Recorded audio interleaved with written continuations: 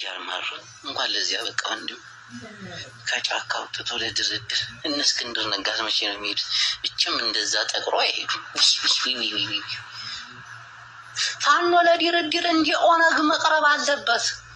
በቃ አማራ ወጥር ግፋ ነው አማራ ምስኪን ሆኖ እናት መደራደሩ ነው እንጂ ሁለቱም ምንና ምን እንደሆነ አያውቅም እኮ። እስቲ አስቡ እዚህ ጃንማሮና አብይ አህመድ ምንድነው ቆይ ጸባቸውን ዝም መጀመሪያ ጸባቸው ራሱ ግልጽ አይደለም። የኢትዮጵያን ሕዝብ ሸውደው ብሎ ነው የሚማጫቸው። አሁን ታላችሁ የኦሮሞ ኃይል ወደ መከላከያ እንዲቀላቀል ተስማምተን መጣናል ምናምን ይሉና ግማሹን በሸዋ በኩል ግማሹን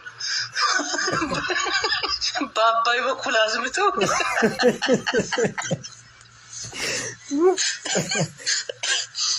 ይህን ከርታታ ምስኪን የኢትዮጵያ ወታደር አሰብ ላይ ይማግዱታል። ከዛ እዚህ መሀል ላይ ትርምስምስ ሲል ኦሮሚያ ከዛሬ ጀምሮ አባይ ሀገር ሆናለች። የኢትዮጵያ ሕዝብ ምን ይምጣል ይዘን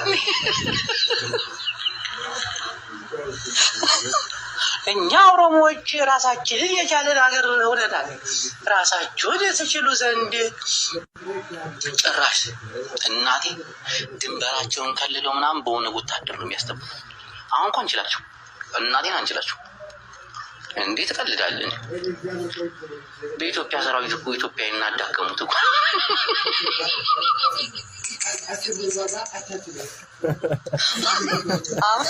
አማራ ብቻውን ኦሮሞን ያሸንፋል ማለት ዘበት እሱ አይታሰብም።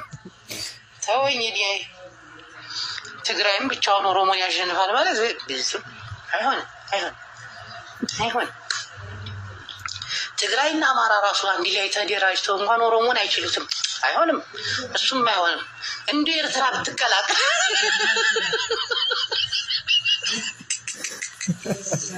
ስር ሰዷል እኮ ትቀልዳላችሁ። አሁን ነገሩ ደስ ስላላለው ነው አብይ አህመድ የሆነ ወታደር ተደራድረን እንግዲህ ኢትዮጵያን ሿሿ ለመጫወት እንግዲህ የኢትዮጵያ ወታደርን ተቀላቅሏል። የኢትዮጵያ ወታደር እኮ አልቋል እኮ የቱ ነው የሚቀላቀል? አይ ጃርማር እንኳን ለዚያ በቃ። ወል እንግዲህ ሰላም በመጀመሪያ ደረጃ ያው በጣም የምንጠብቀው እንደሆን ትላንትና በተደጋጋሚ ለመግለጽ ሞክሬያለሁ። አሁን ግን አንዳንድ ቀጥተኛ ያልሆኑ ግን በጎን በኩል የሚሰሙ ከሀገር ቤት ጭምር አለ። ይህን መስማት የምንችለው ከተለያየ አቅጣጫ ነው። እንደምታወቀው ህዝብም ሆነ የፖለቲካ ኃይሉ እየተጠባበቀ ነው። አሁን ምንድነው የተፈጠረው? እየተሰማ ያለው ነገር በጣም አስደንጋጭ ነው። ስለዚህ ውጤታማ እንደማይሆን በግሌ በቃ ነገሩ እንደከሸፈ ነው የተረዳሁት። በዛው ደግሞ የተጽናናሁት በጃልመሮ ጥንካሬ ነው። የተደረገው እንደዚህ ነው። ለውይይት ከዚህ በፊት የሄደውን ግሩፕ አስቀርተውታል። አልተሳተፉበትም። ይህን ትላንትና ገልጫለሁኝ። አሁን እያደረገ ያለው ምንድን ነው? በተለይ የወታደራዊ ክንፉ በኢትዮጵያ በኮራፕሽን የሚታወቀው ቡድን ይህንን ተደራዳሪዎችን ቡድኖች ለይቶ በገንዘብ ለመግዛት ያደረገው ኮራፕት ለማድረግ ያደረገው አንደኛው ሙከራ ነው። እነዚህ ቡድኖች ወደ ሀገር ቤት መልእክት ልከዋል። የጠበቅናቸውን ያህል ራሳቸውን ሲያጽናኑ ይመስለኛል። የጠበቅናቸውን ያህል እንኳን ባይሆኑ አንዳንዶቹ ችግር አልሆኑም፣ እንቅፋት የሆነው ልጁ ነው የሚል መልእክት አለ። ከትላንትና ጀምሮ ልጁ ነው ሲባል ያው ጃልመሮ መሆኑ ነው። ስለዚህ እሱን ለብቻ ነጥለው የተሻለ ቦታ በማስቀመጥ ሌሎችንም በገንዘብ ለማታለል እየተደረገ ሙከራ እንዳለ በግልጽ እናጠፋቸዋለን የሚለው ነገር ትብብር እስካደረግን ድረስ ጫና እስካሳደርን ድረስ እናጠፋለን፣ ማነው በበላይነት እናጠቃልላለን የሚለው ድምዳሜ ላይ ደርሷል።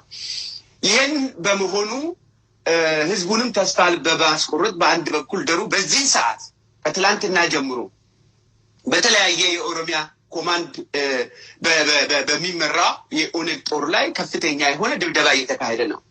ጦርነት እየተካሄደ ነው። ይሄንንም በአጋጣሚ ይሰማሉ ኢንተርኔት አክሰስ ባላቸው ሰዎች ምናልባት እንደመሮንም ጨምሮ ሴንትራል ኮማንድ ያሉትን ገብረ ጉራቻ፣ ሰላሌ፣ ወለጋ ውስጥ በአሁኑ ሰዓት ይሄ አጠገባችሁ ቁጭ ብሎ የሚሞግተው እደራደራለሁ የሚለው አጨበርባሪ ሌባ የስልጣን ተስፈኛ የሆነው ግለሰብ በአንድ በኩል ወንድሞቻችሁን ህዝባችሁን እየገደለ መሆኑን እንዲያውቁት በዚህ አጋጣሚ አምሹር ኢንፎርሜሽን ይኖራቸዋል ብዬ አስባለሁ። ይሄ እየተደረገ ነው። ሁለተኛ በካድሬዎቹ አማካኝነት ትላንትና ማታ ጀምሮ ሽመልስ አብዲሳ ያስተላለፈው ልክ አስገብተናቸዋል፣ የተቀሩትንም በእጃችን ላይ ናቸው ያሉትን ኦነግን እናጠፋቸዋለን የሚል ነው። በሌላ በኩል ሰምተን እንደሆነ ግን ምንድን ነው የፈለጉት የሚለው ነገር ኦነግን የኦነግ የተረፉትን እጅ የሚሰጡትን በኦነግ የሚለውን ነገር አጥፍቶ እጅ የሚሰጡትን ሰራዊት በተለያየ አቅጣጫ ወደ ቀይ ባህር ለማዝመት እብን ፍቃዱ ተሰማ የሚባለው ፍቃዱ ተሰማ አሁን ኦነግን ለማጥፋት ህዝቡን ማጥፋት ነን የሚል ሴሰኛ የሆነ ገንዘቡን የሚያስቀምጥበት ያጣ አእምሮ የሌለ በከፊል በሽተኛ የሆነ ሰው ህዝብን ወደ ቀይ ባህር እናዘምታቸዋለን የተቀረውን የሚል ፕሮፓጋንዳ የጀመረ ሰው ነው። እርቅ ፈጥረን የሚል ስለዚህ ይህ ቡድን ኃይለ ሥላሴ እንኳን ሳያጠፋን መንግስቱ ኃይለማርያምን ያላጠፋውን ኦነግን አጥፍተው የተቀሩትን ልጆቹን ወስዶ ቀይ ባህር ላይ ለመማገድ የተደረገ ተንኮል እንጂ ከልብና ከእውነት የመነጨ የኦሮሞን ህዝብ ጥያቄ መልሶ ህዝብን በሰላማዊ መንገድ በመብቱ እንዲተዳደር ያሰበ ቡድን አለመሆኑን በግልጽ እያየን የመጣንበት። ህዝብ ምንድነው የሚፈልገው? ሰላምን፣ እርቅን ነው። ህዝብ ጸሎት ላይ ነው ያለው። ነገር ግን የኦሮሞ ህዝብ ማወቅ ያለበት በአሁኑ ሰዓት የሸፍጥ እርቅ ነው፣ የውሸት እርቅ ነው። ስለዚህ የምንላቸው ደግሞ ለጠላቶቻችን የምንላቸው በጣም ግልጽ ነው። እንኳንም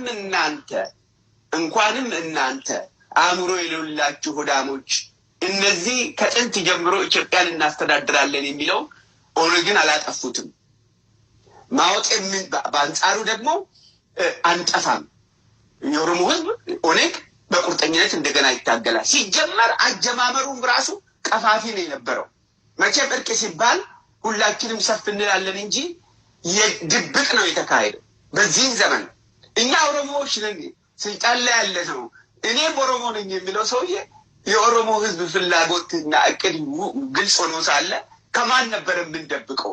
ለምንድን ነው ሁሉም ያልተሳተፈበት በይፋ ነጥብ በነጥብ ተቀምጦ የሚለው ነገር ሸፍጥ እንዳለበት ያስታውቃል።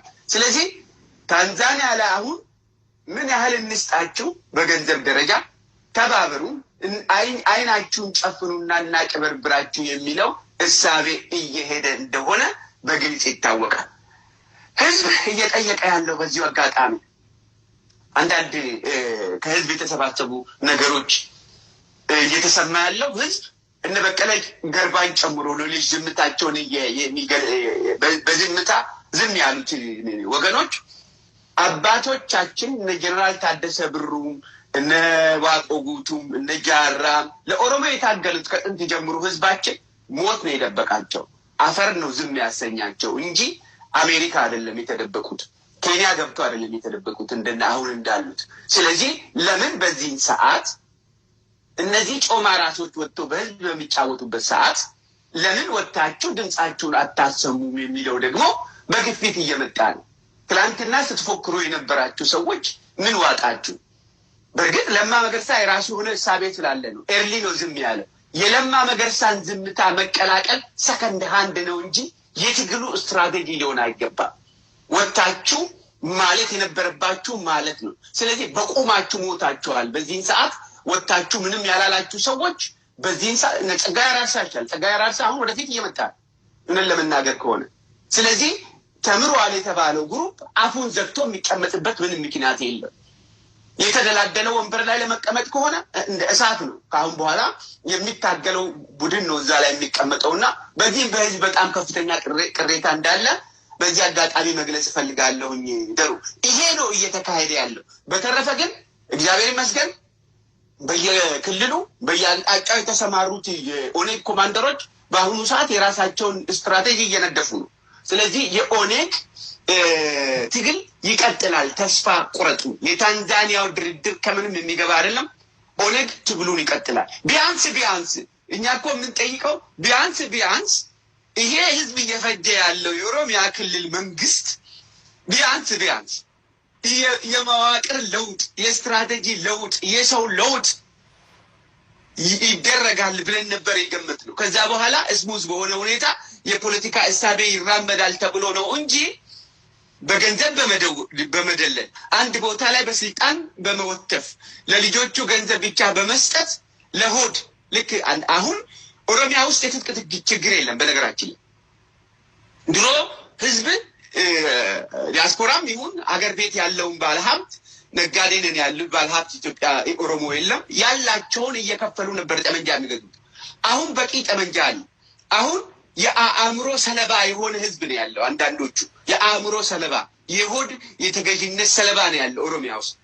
ወላጆቻችን ትላንትና ያጡት ጠመንጃ ነበር እንጂ የህዝብ ሆኔ ነበር። አንድ መረጃ መጥቷል። እሱ መረጃ እንስማውና ወደ አንተ እንመጣለን። ወል እንግዲህ ሰላም፣ በመጀመሪያ ደረጃ ያው በጣም የምንጠብቀው እንደሆን ትላንትና በተደጋጋሚ ለመግለጽ ሞክሬያለሁ። አሁን ግን አንዳንድ ቀጥተኛ ያልሆኑ ግን በጎን በኩል የሚሰሙ ከሀገር ቤት ጭምር አለ። ይህን መስማት የምንችለው ከተለያየ አቅጣጫ ነው። እንደሚታወቀው ህዝብም ሆነ የፖለቲካ ኃይሉ እየተጠባበቀ ነው። አሁን ምንድነው የተፈጠረው? እየተሰማ ያለው ነገር በጣም አስደንጋጭ ነው። ስለዚህ ውጤታማ እንደማይሆን በግሌ በቃ ነገሩ እንደከሸፈ ነው የተረዳሁት። በዛው ደግሞ የተጽናናሁት በጃልመሮ ጥንካሬ ነው። የተደረገው እንደዚህ ነው። ለውይይት ከዚህ በፊት የሄደውን ግሩፕ አስቀርተውታል። አልተሳተፉበትም። ይህን ትላንትና ገልጫለሁኝ። አሁን እያደረገ ያለው ምንድን ነው? በተለይ የወታደራዊ ክንፉ በኢትዮጵያ በኮራፕሽን የሚታወቀው ቡድን ይሄንን